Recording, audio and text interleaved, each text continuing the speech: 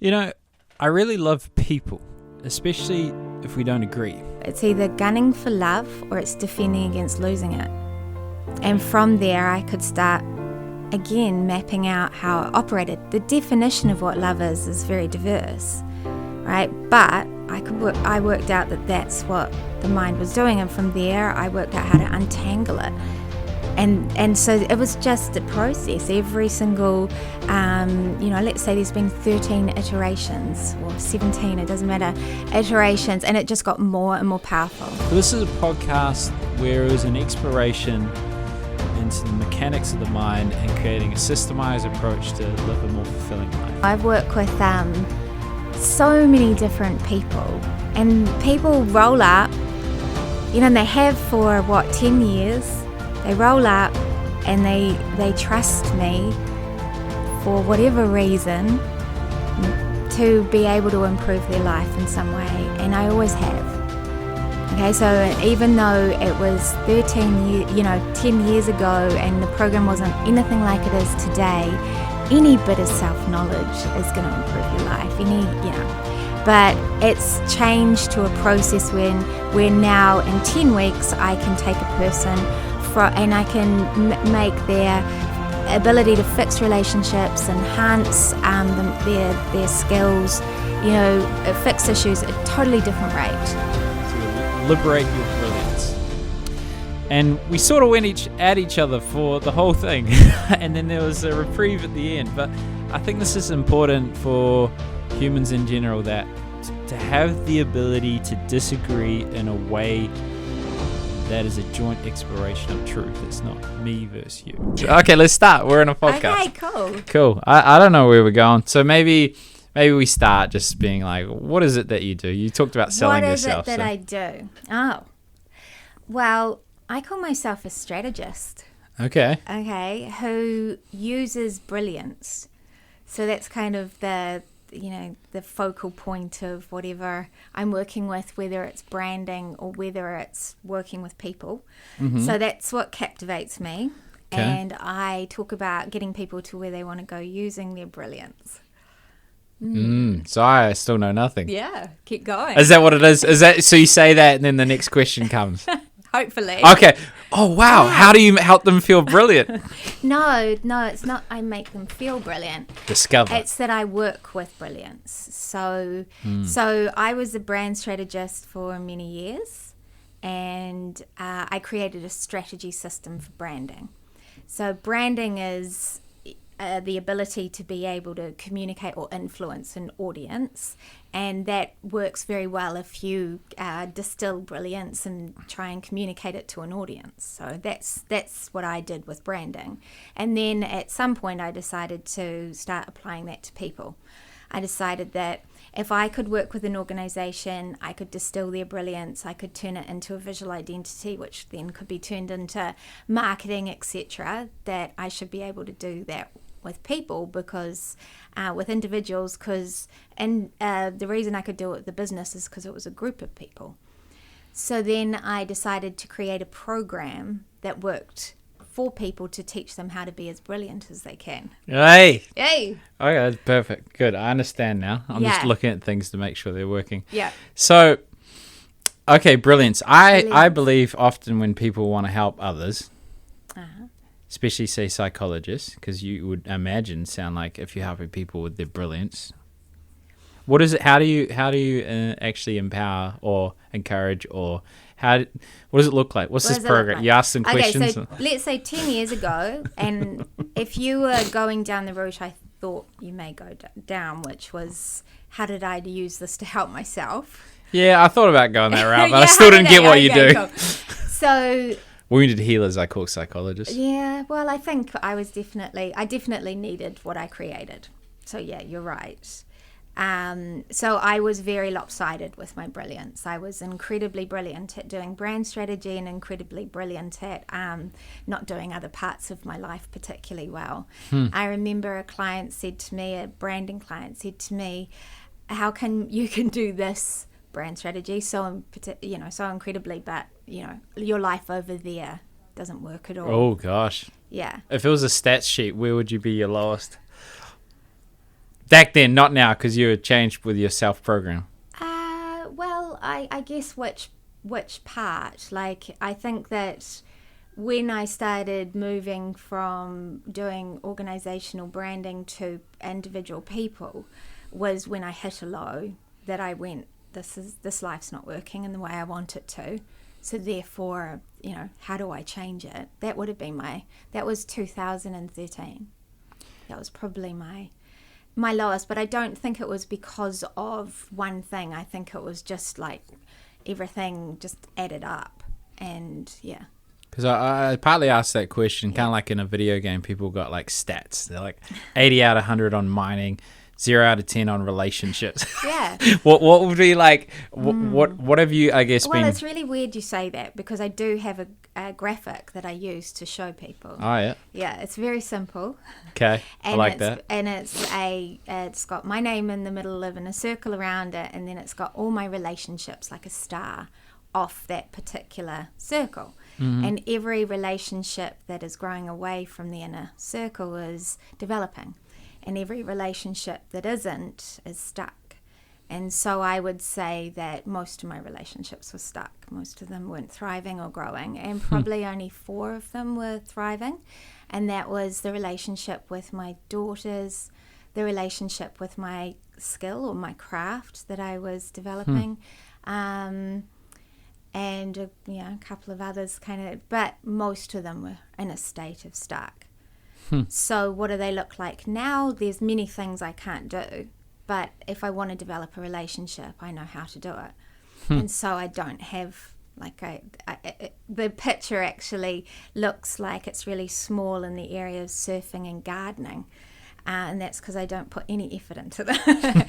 But if I wanted to, I could. You could do surfing and gardening? Yeah. Do you like surfing and gardening? No, and that's why I don't do it. Those are just examples. So, but every other relationship I have in my life is growing, is developing. And that was I guess the what I was after. That was what I was trying to work out how to do. Why are these relationships stuck, and why are these relationships thriving? And why am I lopsided? Why am I so good at that and so not good at that? Like, it doesn't make sense. And so in 2013, there was enough stuff that caught up with me for me to go, I have to do something differently. And at the same time, I decided to apply the way that I did branding to individuals. So the intent was to create a program that could allow people to be as brilliant as they wanted to be through choice instead of default. And it took me 6 years to work it out. And I got into territories I didn't think I would get into.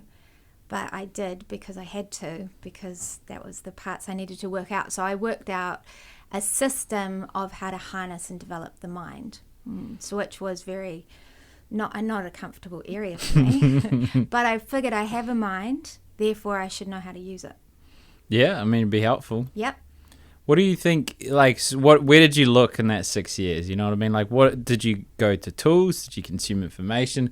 Did you try to express yourself more vulnerably with these connections? Did you take responsibility? What was the journey of 6 years? Everything. All of it? All of it. Like, I had a branding agency, and that branding agency evolved really quickly. And within a period of 3 years, we were at a point where we knew we could survive. Like, we knew we could do well. I could sell what we do really well. We had fantastic work.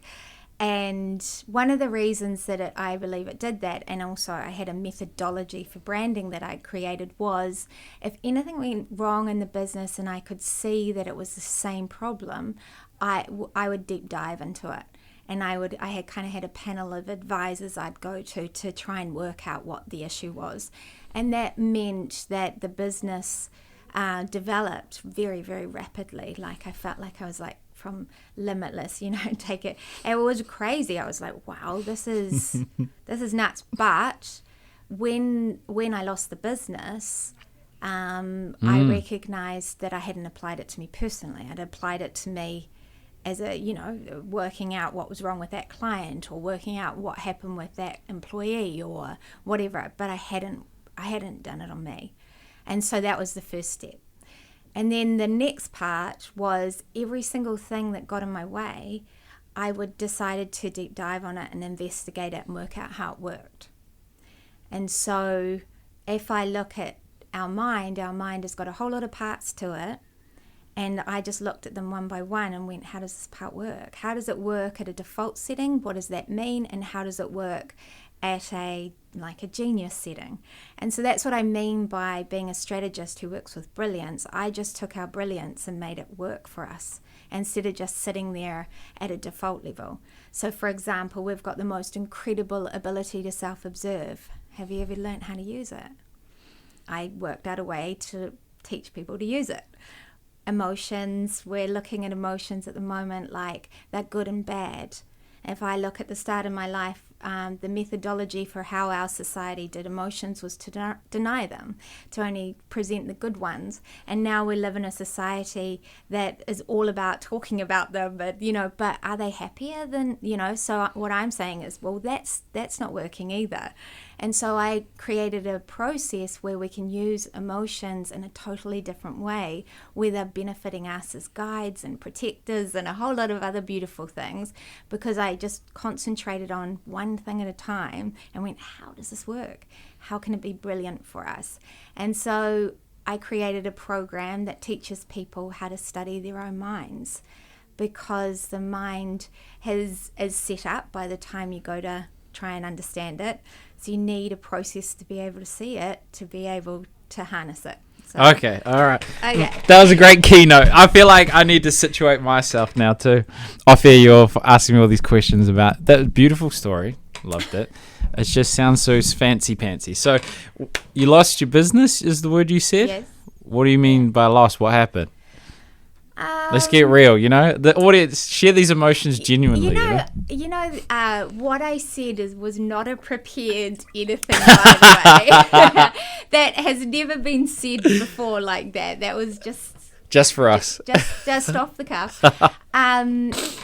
So 2013, I had a branding agency called Ellen, and my middle name's Ellen. And Makes Ellen sense. means shining light, so branding shining light. In a sea of darkness. Yeah. And so had a yellow car, bright yellow Suzuki. I believe that. So what happened? The business had reached a point where it worked, and I guess our vision and our purpose changed. I wanted to do something revolutionary. I wanted to change the world. I wanted to, and my business partner wasn't interested. She wanted to make money, in her words, and that's what she wanted to do. I had a drinking problem. She had. What's your favorite? What was it? Wine or well, gin? I figured that at one point it was definitely Chardonnay, and then I decided that Chardonnay was the problem, so I changed to Sav, but it was both of them. So wine was my my choice. But just an incident happened, or a few incidences happened that we couldn't resolve, and in the end she took the business because she had 2% more than I did, and I had to get legal. It was awful. Jeez, what happens with that stuff? I don't know. You just I used a lawyer, and I think that gave her a fright, and then she got lawyered up, and then we went to disputes tribunal. It was just horrific. And in the end, I remember I met this amazing lawyer, and I did the brand strategy for the NBR, National Business Review, at the time, and I was talking to this guy and said, okay, who do you think I should go to? And he said, you go to this lawyer, and I can't even remember who he was. And he sat down with me, and he just showed me exactly what my fight was going to look like if I kept on fighting. And I went, enough, that you can have it. He walked away. But... Oh, yeah, but... So you double down on Sav, just to cope. Well... Do you know the irony of that? What, you started a Sav company, or? Keep going. Come on, you can guess. Nah. I owned a bar. Oh, yeah, okay, that would have been... Opened a bar. Yeah, that would have been a good So guess. around that time, we opened a bar. Oh, Jesus. I know. Yeah, but cheaper, so it wasn't successful. But yes, what is it? Don't try your own supply. What is it? What do they say about... Something like that. But I think what happened was a few things. We opened a bar, my husband and I, and it was very successful. Metro Top 10 bar. Oh, watch out! I should have got an autograph while you were here. We did well. But yes, I had a drinking problem, but the bar was great because it was a laboratory. And so I used the bar to be able to create the program. And so the bar allowed me to study a community. So you fucked with drunk people, is that what you're saying? I was drunk as well. So it was fair. No, it was my place to study people. And because you're studying a community rather than an individual, I moved beyond storylines and I started understanding people had systems. And I started studying them, and I started being able to track them and being able to work out how a person's operating system worked and da-da-da. And so for 7 years, I had a laboratory that I just studied people on. So you're an evil genius trying to change the world, huh? Yeah, above a bar. And when I worked it out, I had already given up drinking. So I stopped drinking 5 years ago. Me 8. Huh? Me 8 years ago. Me, nice, so that means I'm better than you. Yeah, you're better than me. Yeah. No, we're just rookie numbers. I was older, I drank more. So yeah, true. I reckon I win. Yeah, no, you had more. Yeah. Yeah, and also giving up a drinking when you're in a bar is actually quite an amazing thing to do. So I think I win on that one. Yeah, greatest stimulus, yeah. I mean, you picked it though. You know what I mean? Like if I walked into a bottle store every day, I mean, it's on me really. I don't think you get bonus points for starting a bar. You give up. Then not drinking. No, you get bonus points for giving up drinking and owning a bar. Yeah. So. Yeah, no, valid. And then I worked at the bar every day and. Jesus. Was it hard? What was the hardest? No? Jeez. Well. You didn't sniff it just to help you move fun? 6 months before I gave up drinking.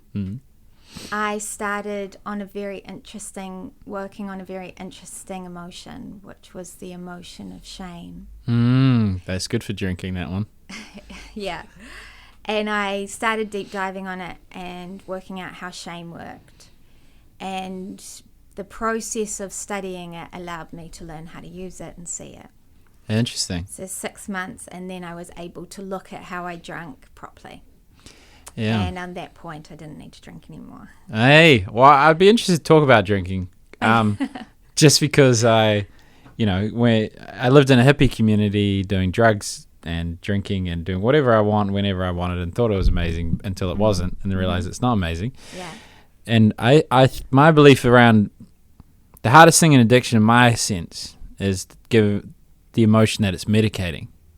Yes. Facing that. Yeah. So shame is an interesting emotion. I see shame is healthy if you don't say you are the mistake, just that you made a mistake. So what are your thoughts on shame or your advice to people that are addicted to the salve? Candace down the road just fucking... I teach a process to normalize emotions that are in a state of threat. And essentially, if you look at, I don't know if rehab's like this, but, what I knew of rehab, not that I've been there. But you never been? Just did it yourself in a bar? Disappointing. Wish I had that experience. No, I don't. But, if you look at what you're doing in a rehab situation is you're forcing people out of what I call their defense systems. So you're basically not allowing them to go to those points. You're saying, no, you can't blame, no, you can't use, no, you can't this, right? And it's making them go to what I call their core emotions. Now, in the way that I teach in Genius U is that those core emotions have been in a threat state, but then they've been exacerbated and compounded by behavior that has been developing it in a negative way in you. So when I went and looked at shame, it was disgusting because I'd been drinking the way I had for such a long time. But it's really hard for a person to see whether that is them, who they think they might be, or whether that's just the result of a whole lot of behavior. And in Genius U, I show that a person's able to see the difference. And so you're not just experiencing an emotion and all the grossness of it, you're actually using your comprehension to understand where it came from and how it works, and which gives people a whole different relationship with yucky emotions. And so I believe all emotions, when you use them really well, are powerful. It doesn't, and they have to feel disgusting or you keep on doing it, right? And so I think that learning how to recalibrate an emotion in the way that I'm talking about is what a person does in rehab, but they just don't know that they're doing it in that particular way. They just have to feel the disgustingness of it all. So when they learn how it works and when they learn how to use it, it gives them a whole different level of power. So what I learned that there were 3 emotions that sat in a pretty negative space, when I was drinking in the way I was. When I was able to turn them into positive emotions that worked well for me, then they didn't cause the same reaction. So our mind is a system, and so I learned how to recalibrate that system. Okay. Whew. Yeah, I mean the genius you comes in fucking pretty effectively there. You've done like 3 solid pitches there, so let's. Well, I truly don't mean to. I truly don't mean to. I promise. Yeah, I believe you. Yeah. So there's an interesting thing you talked there about repairing the relationships with your daughters. Did I talk about that? A while back, about 20 minutes ago. You talked about you had these relationships and things that. I think that. My relationship with my daughters was always in a positive space that was always growing, right? And so I think there's definitely been work I've had to do, since giving up drinking, for example, to be able to talk to them about what it was like for them when their mum had a drinking problem, definitely. Yeah. But I think developing Genius Hue has meant I've had to change the way that I've parented because I've learnt new ways of doing things, and so Genius Hue plug again. Well, it's been, I reckon I've had 3 styles of parenting. Okay. Yeah. Interesting. Yeah, so I had my first version, which was like the byproduct of the parenting I got, right? So it was me going, hey, that didn't work, I'll try that. And then the more that I started learning about myself, that changed the way that I parented. And then when I kind of, got to a part in the process where it was effective in the way I wanted it, then that was a different way. But the relationships with my daughters has always been, I was always very committed to being the mother I wanted to be. And I think that now I get to cherish and really enjoy those relationships. But, I remember the first time having to talk to them about how they felt about me drinking in the way I did, and it was not pleasant, and not a pleasant conversation with them. But how old were they when you were telling them? Like, not exactly, but like ballpark. Like, I gave up drinking 5 years ago. They're 21 and 23 now. Oh, yeah. Okay, so yeah, they can interpret it, understand it. Well, yeah, and I remember thinking there was a song that was on the radio. We were driving in the car, and I'd just recently given up drinking, and it was about something about being an alcoholic, and they were singing it quite, joyfully. And I thought, have they not made the connection? Have they haven't gone, oh, mum's an alcoholic, and thinking, oh, okay, they're not as concerned about this topic as it was what it feels like for me. But then, getting into conversations about it, we talk about it really openly. And, I think that having a bar, having the, kind of that problem at the age when they were teenagers, I regret that happening. But you do YOLO. what you do, and yeah. Do you know YOLO? That's like, I was YOLO. bad. Yeah, you only live once. So No, it wouldn't be the comment I'd make, but that's fine. Yeah. So just to stay on this topic, because it will add value, there will be people out there that have children, they have that sense of shame of the actions that they've taken with their behaviors and whatnot. Yeah. And shying away from that conversation. Yeah. So what would you say has been the benefit of having that chat, and how did you prepare to be like, all right? Well, I guess by the time I was fortunate, by the time I started having those conversations, I knew how those emotions work to a degree. And so I knew that it's like when someone repairs a relationship with someone that, you've had a breakup or whatever. And to get that relationship into another state, you have to go through a process of being uncomfortable. And because it's uncomfortable, people think it's wrong, instead of that's just the process, And I think when you have challenging conversations with your kids around, subjects like that, they're going to feel dreadful. Doesn't mean that you shouldn't have them. And I think that now that I've had those conversations, and we do have those conversations, you're not sitting there tense that they're going to come up. You're not worried because you haven't addressed those things. Like, you can relax on it. And that's important. Like, it's kind of, instead of having bombs all over the place, they're actually addressed. And I think that we're also, their experience of what happened, or their childhood and their view, is also totally different from what my experience was. And I have to give them the right to whatever that view is. Even though it's wrong. No, just kidding. Hell yes. Even though they're wrong. No, but they're not. That's their view and that's their interpretation. But I think I was freaking lucky, to be honest. Pulled it off. I think I pulled it off. You clutched it. Yeah, I think the hard work that I did in developing those relationships set me up well. But I do think that I do have pretty incredible daughters, and we love each other very much. I mean, and not that, like, we have a lot of fun together, and I think that the best way to be a parent is to make sure your kids are in love with you. Oh yeah.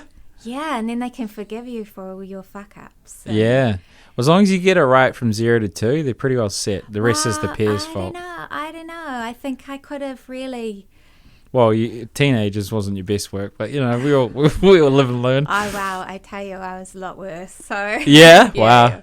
Is there a moment this is fucked up, and you can dodge this one? What was did you have like a rock bottom moment, or like this is up there? Oh, lots. Oh, are they public or? Because this is a heavy one. This is unfair to ask this. Yeah. I mean, I remember the day I decided to give up drinking. Oof. I can share mine if it helps you. Okay, go. So this was a weed one. A weed one? Yeah. So where the fuck you want? I'm here to FYI. So we had this guy called the Godfather, and he'd buy $400 worth of weed every few days. He was a Swiss banker, and he just gave it to us. And we're smoking like 20 joints a day. And then he would roll for me, so I didn't know how to do it. And then I remember it was like 2 a.m. Someone had stolen all the things he had rolled for me, and he'd left. And I was like using my Nokia phone with the snake on it. I don't know if you had Nokia back in there. And then I was trying to find nuggets in the table so I could try and roll it on paper that I didn't really have. And I was like, this is fucked. So then I was like, I'll stop that. Took a little while of tries, but got there. That's impressive. Could be darker, but I can maybe share a darker one. I don't know. I can't think of it.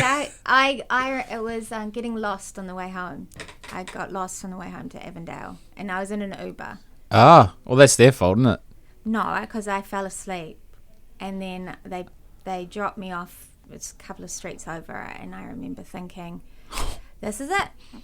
And it was, but again, there's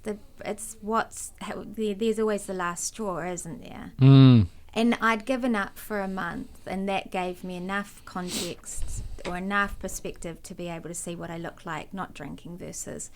And the decision came, there was no person at my door saying, if you don't, this is the consequences.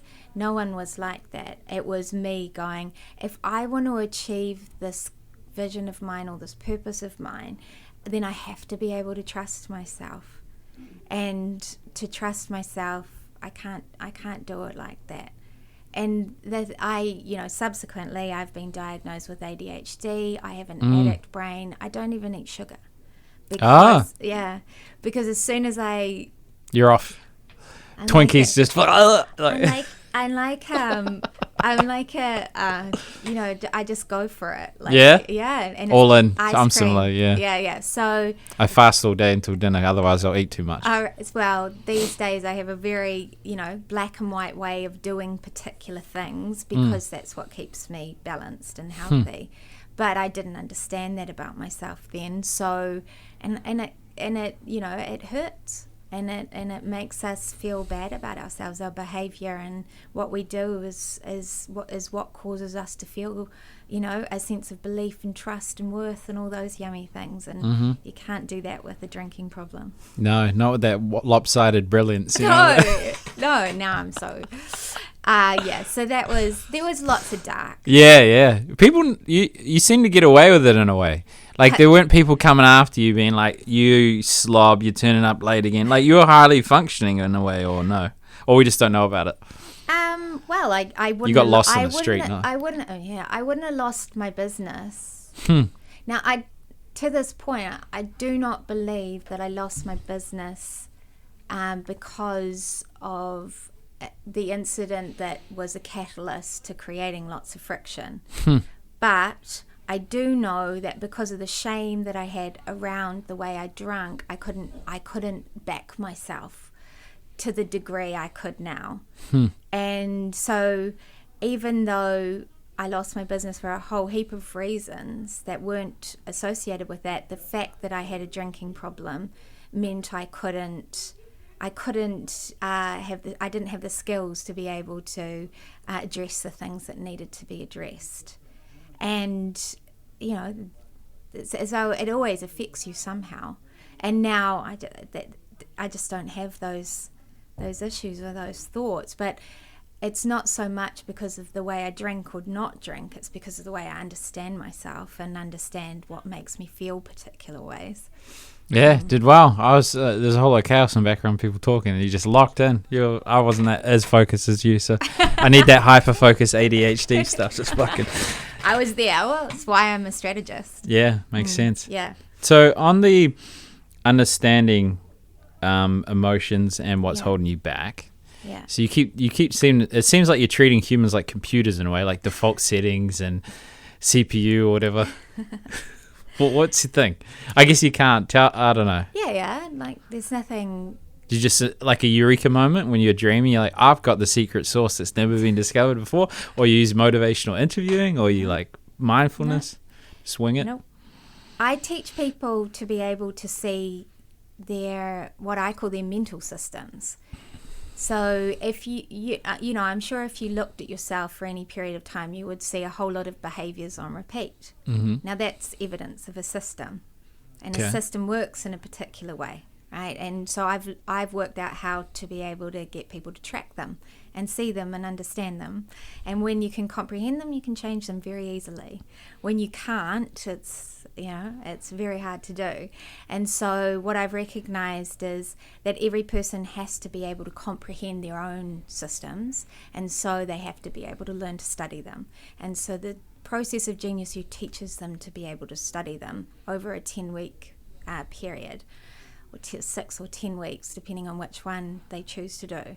So I teach them every week to do another part of learning the process. And by about week 4, they've got the whole process, and then we practice it and teach them. And so I use their life as the data to see the systems, and then I teach them how to understand the different systems because they're all doing different things. And then they change the systems, and then they see their life change. So that's so it's very so what I say is that we're more than a mind. We've got all of these different functions to us. A mind is one thing, and because our mind uses our thinking to work, we think of our mind as us.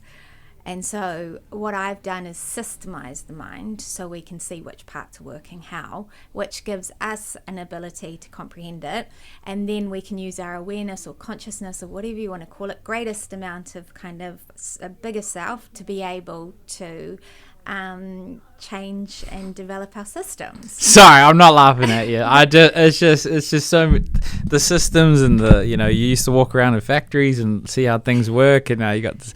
I'm wondering, and then I'm thinking, oh yeah, I had a laboratory in the top of a bar and I was experimenting with people. I've just got all this swimming in my head. Well, one of the things that I think I'll add to that swimming is I teach people how to be their own scientist.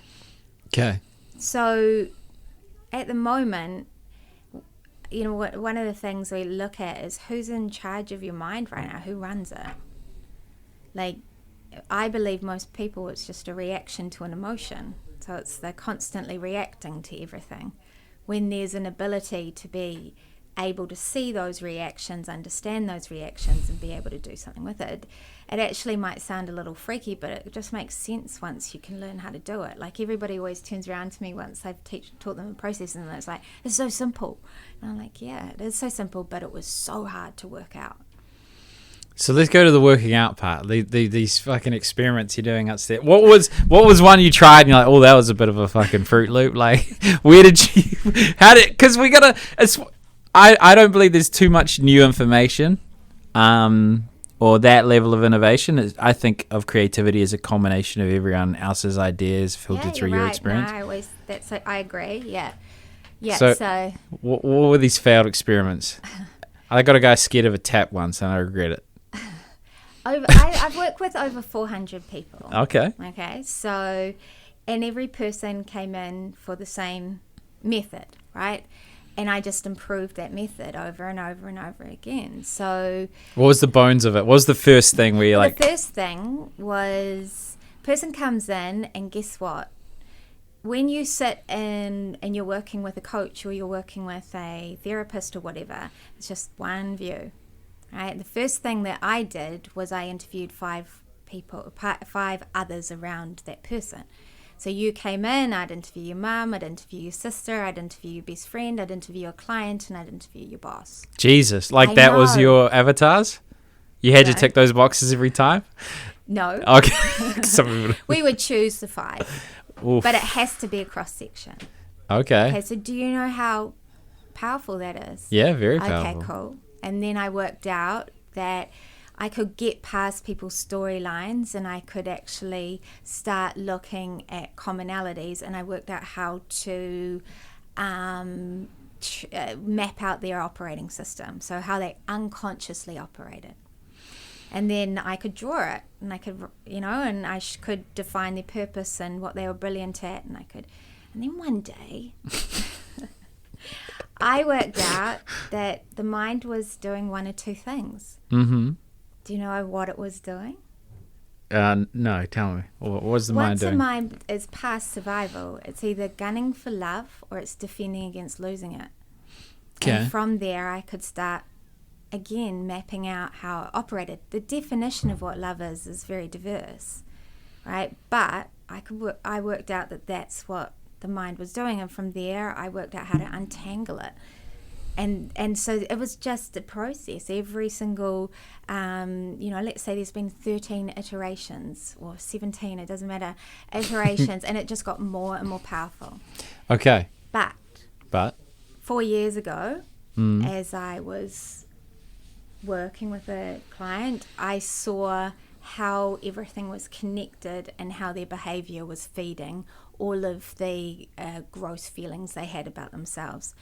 And it was just such a crazy moment that I started working out that there were, the systems and how the systems started functioning. And when I started getting into how our emotional defense system worked and defining the implications, the program just went from, let's say, comparatively 2 to 3 out of 10 of effectiveness to 8 to 9, like that. And so at that point, I had to work out how to teach it, and that took another couple of years, but it just game changed everything. And that information was the result of the 6 years of work I'd done. It was innovation. It wasn't around. So that's what happened. So I love talking to you. It's fucking interesting. I don't want to. Oh, I love talking to everyone, really. But yeah. But anyway, so you had these completely individual eureka moments, or did you have any books or things of inspiration or people to make sure you're on the path? Yeah. Well, every time I ran into something I couldn't understand, I would just go and research until I understood it.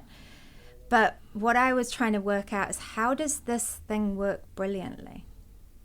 Tying back to my, how does it work so it benefits us? Like, for example, I'll go back to self-observation.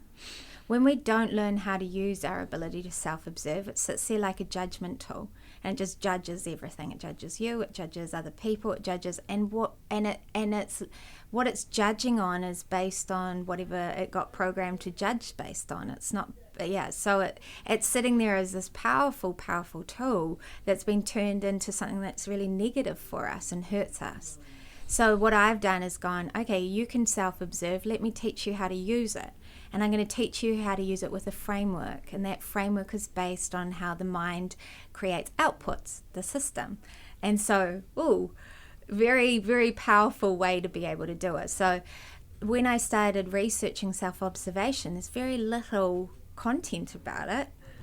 You know, there's this wonderful poet called Red Hawk who writes about it, who's amazing. There's a whole movement, and I can't even remember what it was called, but there's hardly anything. They would talk about awareness, but awareness and self-observation are two different things. And, you know, like, a lot of people think they have awareness, but what I discovered is that when I got something to work well, it would create a sustainable change, not a change that would just hold for a feeling or a moment or whatever. It would create a change that would stay there and remain. And so when I, like, for example, worked out what I call them the 7 implications of our emotional defense system, no one can prove it's right, but when I teach it to people in the way I do, their level of ability to change and develop increases by 80%. And so therefore I know it works. And so you had to back yourself to be able to go, well, when is this working or not working? And that was hard because there was no one to validate that for me. I saw it in the results of my clients. Okay. So listen, I'm genuinely not trying to bail you up in any way. I'm just trying to understand. So you got these people and you're having these positive changes, and I imagine it's tricky to tell someone about it, you know, because they don't receive it that well. Or there's also the IP component of it, you know, protecting it. Why would I want to protect it? I don't know. You're not telling me anything. You know what I'm saying? Well, I've got the system and the CPU, and this person has an not at all. It's not that I'm protecting it. I could send you my workbooks. You can absolutely see them. They're in black and white. You know, it's very tangible. It's just that we don't perceive that we can see ourselves like this. That's the gap. Okay, so it's like explaining a car to someone who's only ever seen a horse. Like, there's a totally different way you can view yourself. And so that's where the gap is. And when I teach a person how to view themselves in this particular way, what that means is all of their solutions and problems are different. And so they can fix things in different ways. So the biggest issue with this program is not that I'm trying to be ambiguous or I'm trying to IP protect or whatever. It's just that we have no idea that we can see ourselves in the way that I teach people to see themselves. Yeah, I get the side of people not believing until they experience it in a way. And if you share it without the context, it will just be like, what the fuck is this? Absolutely. And it's it pisses me right off. Yeah. Because, oh, God. Like, well, you're talking to me. I'll be open. Huh? I'll be open, just ignore everyone else. Well, I think when you've created something that's very special and it's nearly impossible to prove, you know, it's not. Yeah, you get criticism and doubt, and you question yourself, and you know, it was interesting because I went through a process recently where I decided I wanted to get a credible source to, you know, be able to review it. And that was great. That was a really incredible process. What'd they do? What'd they tell you? They told me it was very good. They told me that they understood what I was doing, and they told me how to review it from a client coming in at the beginning and at the end. It was really simple. He was like, your results are phenomenal. You don't need to create a way of a credential for this, but why not collect the data of the results you're doing? So now I have. And so, what was their credibility, just out of curiosity? Don't say that. They're a sociologist. A sociologist, yeah, okay. Very credible. And I won't say who they are, No. But the hardest thing in doing something like that is actually the backing of yourself. Yeah. And it was an interesting process to do it because, one, there were people, I did talk to some people and they were quite rude and, laughed at me and said, I'm getting the aura. Yeah, you're a tiny fish and there's a big pond and there's big people doing this. And I'm like, yeah, well, if people were doing it really well, why are everyone still looking for it? Why are we all looking for, the eureka and if it was being done well? Like, I look at clients that come in to work with me, they've been through so many different coaches and so many different, therapists and self-development and I'm like, the framework of how we're doing it is, in my view, not right. And all I've done is created a new framework. Okay, so... He's so frustrated. No, look, I'm as I say, my goal is to give every person the opportunity to live a fulfilling life. And if you've got an opportunity to help facilitate that, and I can understand it in some way with an open mind, but I also get, the criticism, the feedback that out of context wouldn't make sense. It will sound completely out the gate in some ways, I imagine, and just some components, but it works. I don't even like, I just want to learn it. On air for everyone to see. What do you mean? You want to learn it? I want to see what the fuck you're doing. You can do it. I'm just going to do this marketing thing for a while. Eventually. Shall we video me taking you through the program? If you want. Okay. I've got time. Do you have time? Well, I can't. It takes 10 in the weeks. Future. Yeah. But if you want to do that, we can do that. I just want to know shit now. Just some things out of context. I think the thing is... Because if I do it and they're like, oh, just believe me. I've done this. I've done all these... The challenge... To interrupt you, sorry. That's right. The challenge you face is a lot of people sound like you and aren't you. Yes, you're right. That's the challenge I face. But it doesn't really matter, does it? Like, at the end of the day, I don't... Well, I'd love to know. I want to be... Without doing it. Well, you can't because that's the issue. Like, at the moment, the way our mind works is it works to keep us away from any emotion it doesn't like.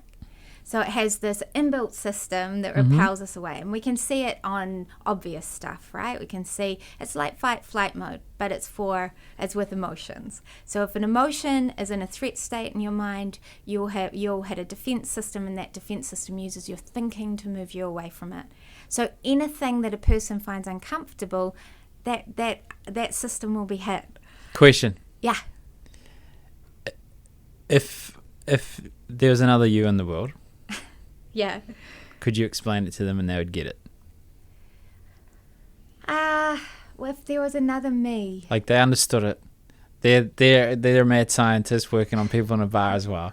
Because I'm saying, like, I get it. Like, I 100% get it. That probably not going to receive it well, and as soon as you say it, you might get more judgment.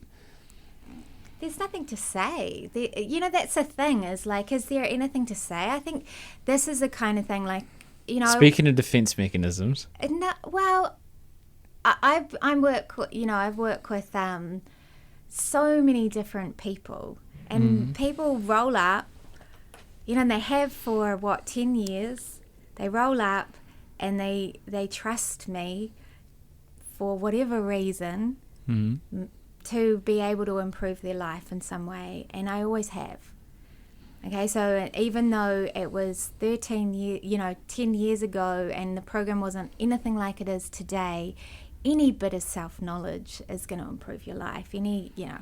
But it's changed to a process where now in 10 weeks I can take a person and I can make their ability to fix relationships, enhance their skills, fix issues at a totally different rate.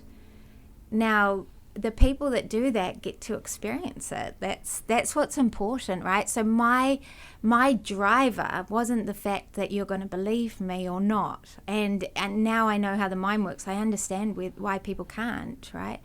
My driver was for impact.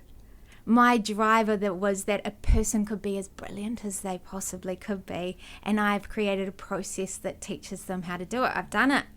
That's what I wanted to do. So you want to make impact? Yes, and so you will not see me sully the work I do and create work that's not going to create that impact, because that's the belief I have in the beauty of people. So I won't just do a book that doesn't work, or I won't just do because that's not what drives me. Okay, so a guy said to me the other day, "Can I pay you 3 times more and you just put me through it in 2 days?" I said no.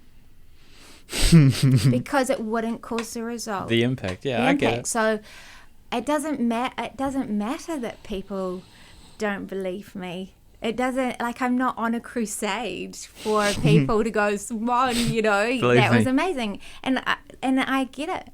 It's not that important, but it's important for me to be able to take the people through the program that I get the opportunity to take through, and for them to be able to feel how incredible they are. I feel like, let's say, in many decades to come, you live a happy, fulfilling life, making an impact to the thousands of people, because you've done 400 already. That's right. Oh, sorry. Don't worry. Yeah. And then that knowledge is forever lost. It's not, because if I taught it to you, you couldn't forget it. It's So, yours then, and that's the thing, is every person I teach it to, it's theirs. They don't lose it. you're a complex individual. Why?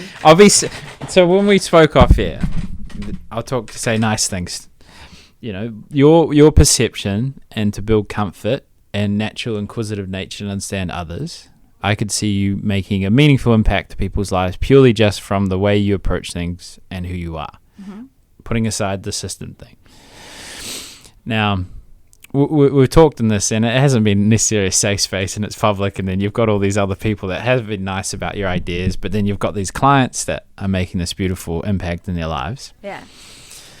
And I'm trying to understand, and I understand that 10-week course, I won't get it unless I do it. I'm just trying to when I try and explore that with you, Yeah. there's things that are coming out to defend. I think what do you think feeling, that is? Oh, what I'm feeling. Okay, yeah. What? This is what you feel. Yeah. I think the reality is it's impossible. Okay, so you don't That's all think. you're picking up on is it is impossible. I can share different parts with you, but it's impossible, and that's all you're picking. And I'm saying, to me, it doesn't matter that it's impossible. That's all I'm saying. And I think a lot of people have said try and explain it over the years. It's impossible to explain. And I remember a client said to me recently, he said, "Oh, Simone, I wish you could explain this in the way that I get now," right? He said, "I wish you could."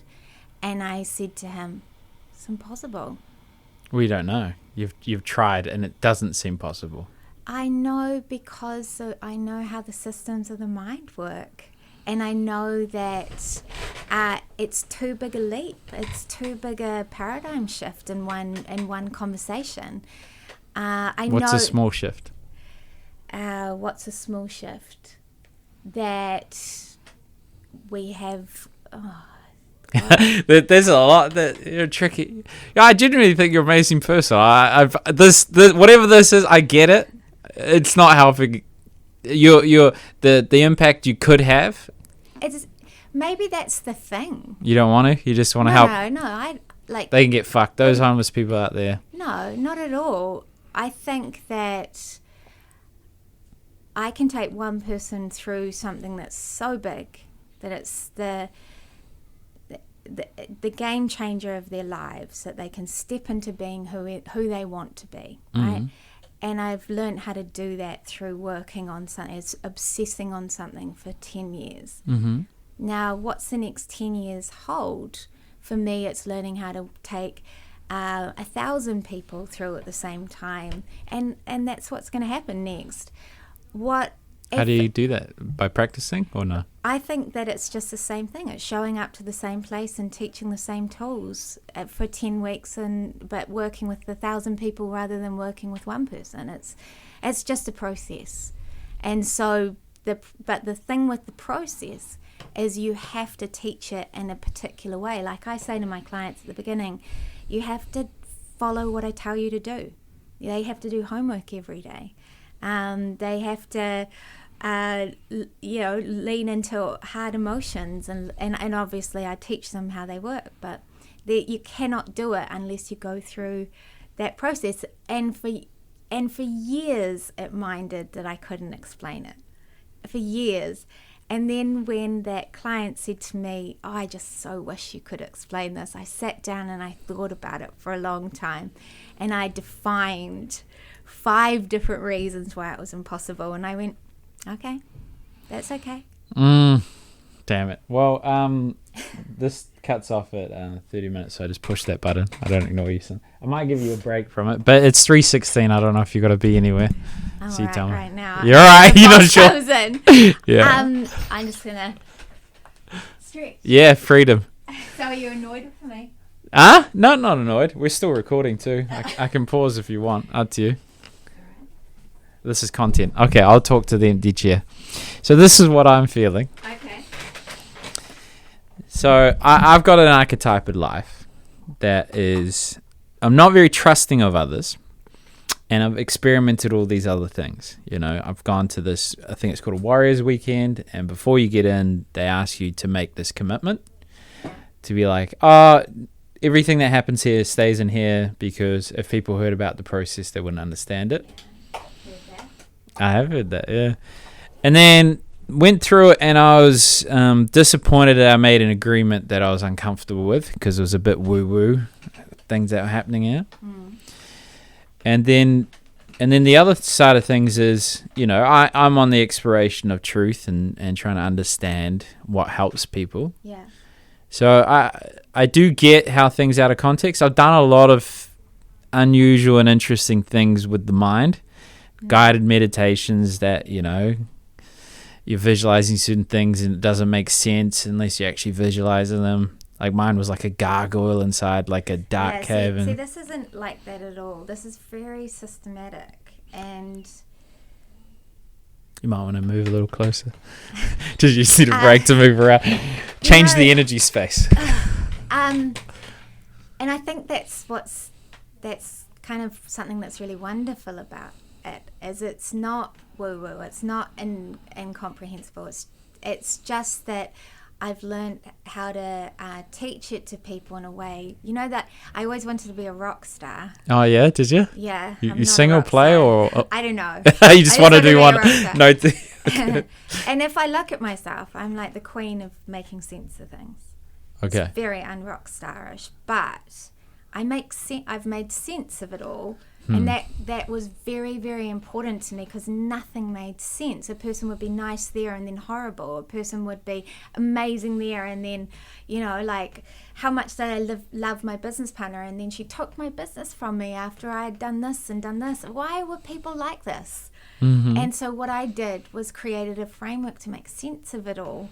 And when I made sense of it, then I could start being the brilliant person that I wanted to be, and then I could teach other people to do the same thing. This is not woo-woo. Doesn't have to be, but the gap is that we don't know we can see ourselves. I say to people sometimes, it's like we're driving a car facing backwards, blindfolded, without knowing how it works. That's how we're driving our mind right now. So I just turn their head around, take the blindfold off, and teach them how to use the parts. But if you're doing it from the other angle and you're never knowing that you actually have got this other way to do it, how do you make how can you make a comparison? Okay, I want to give you a break. This has been tough, even for me. You know, like I can be brutal with my exploration of truth, and you come in here unknowingly of what's going to happen, and you just be like, oh, tell me. No, I won't. So maybe we'll go somewhere else with this, so give you a break. Okay. Just on that, though. Okay, go on. We can stay in here. No, it's fine. But on this, is it's going to be something that the more people become aware of this, the more questions I'm going to be asked, like, prove it. Right? Yes, some people never come because you won't tell them at least an outline. Well, I'll outline's no problem, but... All right, let's do that outline. Can we do an outline? Okay, so you come into the program. Okay, good. Okay, and then the first week, so you do 2 hours session with me for the first 2 weeks. Okay. And then 1 hour for the next, 6 or 8. And then I do your 360, and then I teach you a method of how to observe yourself. Okay. And then when I've taught you how to observe yourself, so you have like this framework and you draw in all the little boxes and you're tracking your thoughts and behaviors and what's causing those thoughts and behaviors to go, I then show you how the systems work. And I show you the system of how the mind creates an output. So it works with a core concept and all our thoughts and behaviors. And then I show how we can track emotions. And I show how our emotional defense system works. And then I show why you started to smile. And then, so step by step, but remembering we're using your life as the data. So every week we're collecting data for you to be able to understand and get to a point where you can see cause and effect of things. Right? And then I teach you how to smash those systems and change them, using emotions like powers and actually really using them to benefit our existence rather than hinder it.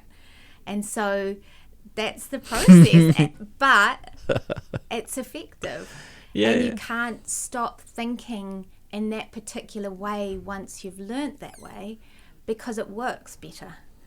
And so, like, I talk to people a year later and they've still got a Simone in their head that's going, think about this, and I teach people how to track things that are on repeat, because repeat shows a system. So it's just a whole bunch of practical solutions that's sitting in an industry that is not well done right now. Okay. All right.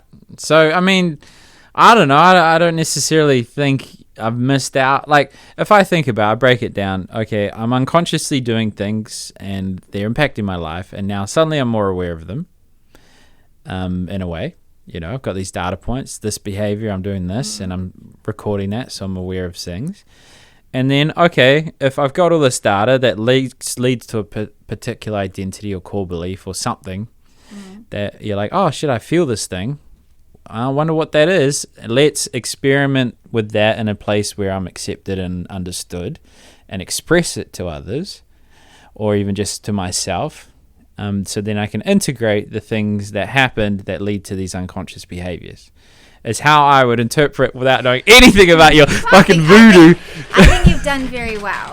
Okay. But I think there's a few other the parts in there. Like, okay. Every time we start interpreting our emotions at what age?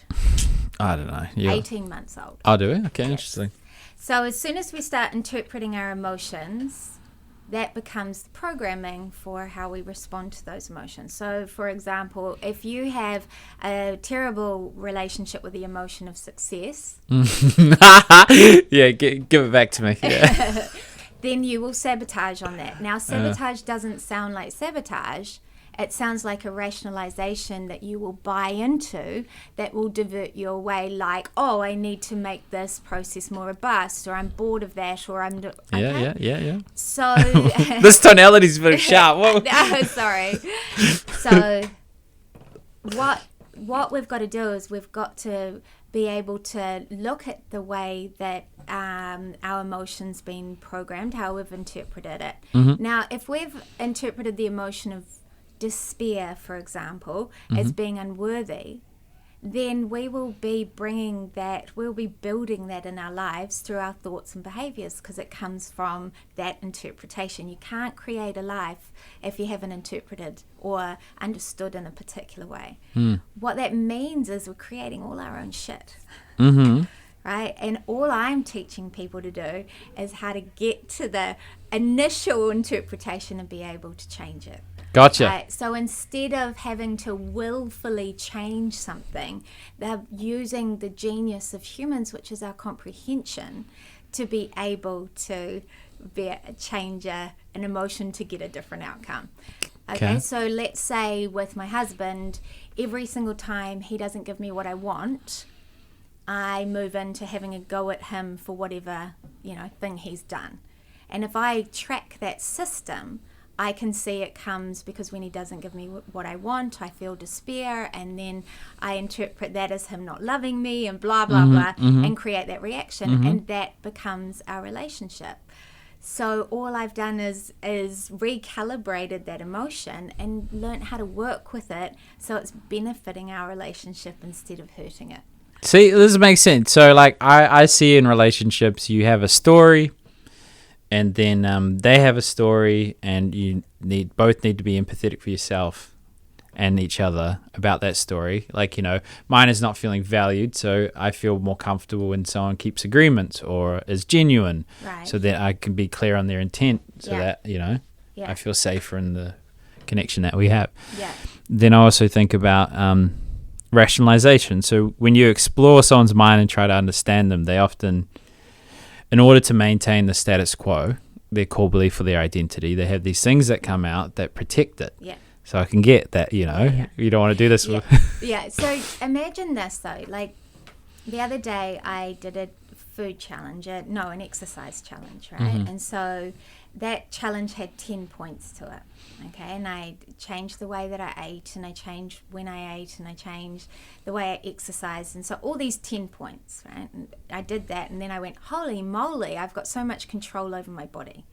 I've got control over what I put in, but it was these 10 points that I investigated at. Well, genius is a bit the same, as we only look at things from one perspective. So we look at, say, that particular relationship and how you react in that particular way. But you might have another system over there that causes this to happen. And therefore, if you don't do it at the same time, you don't get the full effectiveness of it, right? So everything that works in terms of a people's development is very similar. It's just that I've put all these components together, like in my challenge, so it's a whole different level of effectiveness. And I believe that effectiveness is aligned to how brilliant we are as people and how rapidly we can develop.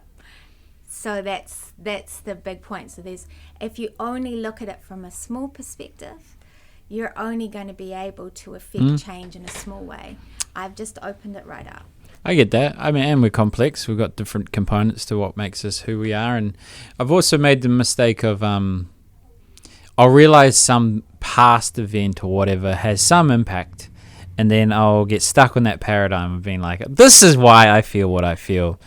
I focus less on what caused the emotion as opposed to like being aware of the unconscious things that I'm doing. So I'm or self-observing, maybe. I don't know if it's the right way to use it, because it's all good. Not my word. Self-observing, so I'm more conscious of what I'm doing and why I'm doing it, but not necessarily understanding where it came from. And then surrounding myself with relationships with people where I can be vulnerable and express fears.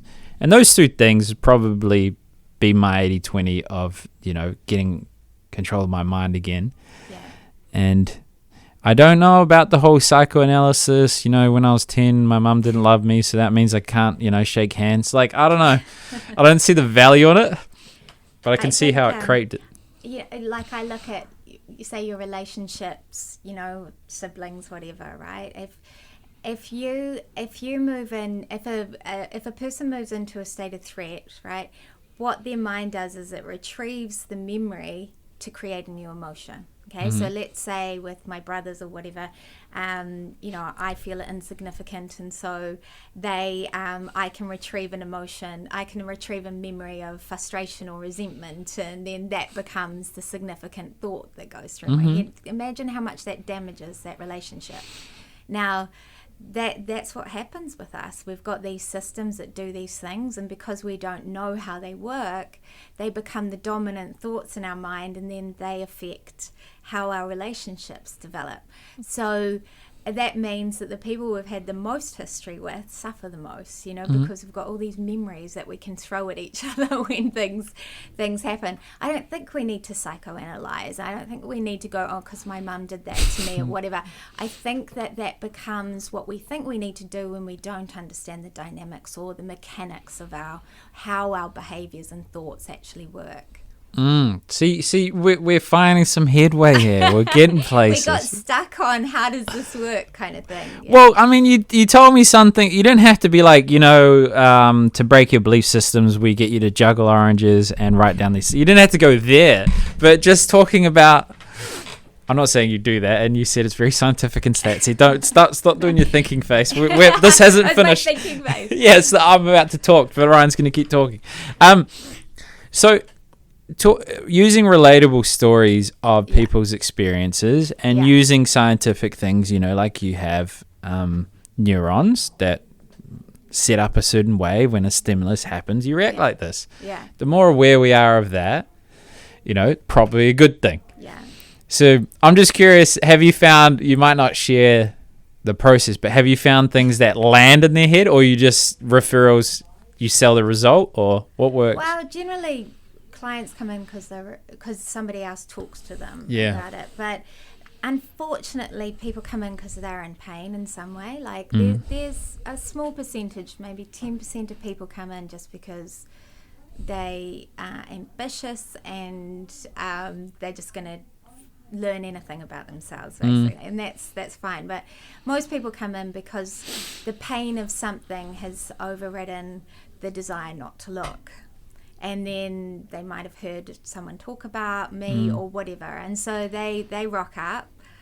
And then the study changes from being about Genius You to being about them. They're studying themselves, right? So it's really hard to explain it to anybody else because it's their study on them. So using their life as the data, their relationships, they learn how to do this process. It just makes sense to them and so like I was talking to this guy the other day, he's just finished the program, and one of the things that he said that he loves about now having these tools is he feels so much trust in his ability to move forward in his career.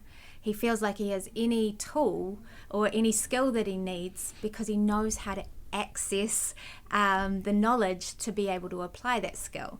So people think that skills very much sit behind education or information, but if you can't use a particular emotion, you can't actually develop that skill. And so when I teach people how to use their emotions, they can develop any skill they want. They can develop any relationship they want. So how amazing does that feel? How many times have I worked with a relationship where it's been, looks like it was never going to be reconnected, but then teaching people this process, it's resolved. So I don't know where that came from. Yeah, neither do I. We weren't even talking about. You just you did your Genius Use pitch again. Now, I'm curious on how to sell what you do, partly. It's quite interesting because, it's not too dissimilar from a normal service. You sell an intangible thing. Mm-hmm. As soon as you talk about the how or the what, they don't quite get it and it sounds like work. It does work. It is, yeah. And then and often a good way to sell it is the results that people think and showing that you understand people's pain.